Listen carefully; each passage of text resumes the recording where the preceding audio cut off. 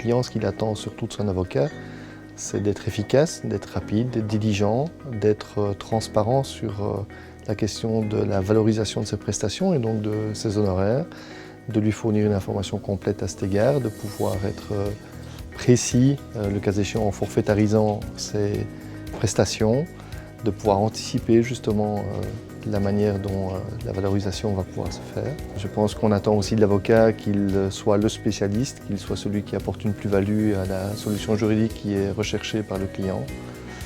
Tout ça dans des délais qui sont de plus en plus courts, ce qui n'est pas toujours en phase avec la manière dont l'avocat traditionnel travaillait.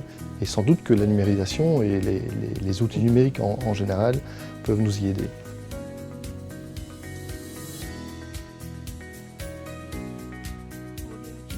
La question du paperless m'intéresse beaucoup parce que je suis persuadé que nous avons vraiment une possibilité de gain de temps dans des petites structures également où on n'a pas nécessairement un secrétariat pour nous suivre. Avec la digitalisation, les documents sont constamment accessibles. Donc ça permet également d'être beaucoup plus mobile dans le travail que nous pouvons effectuer au quotidien.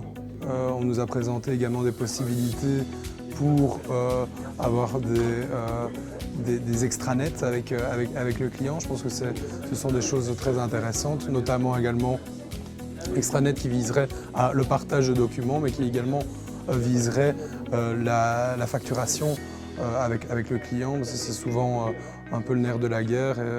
Les difficultés peuvent surgir par un manque de communication et l'extranet permettrait justement d'être totalement transparent avec le client. Alors je pense que c'est une piste à approfondir.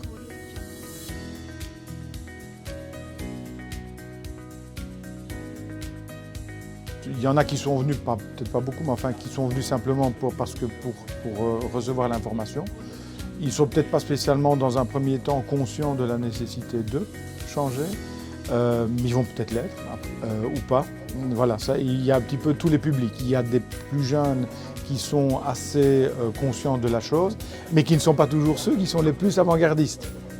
Donc, parce qu'il est une chose d'être conscient de la nécessité d'évoluer, il en est une autre de mettre en pratique et de véritablement se doter d'outils qui vont permettre de le faire. Et aussi choisir le bon outil, c'est tout un challenge. Et donc c'est pour ça que c'était intéressant d'entendre le deuxième intervenant qui justement est là pour aider dans le choix de l'outil et dans l'analyse des besoins. Et ça, je pense que c'est extrêmement important.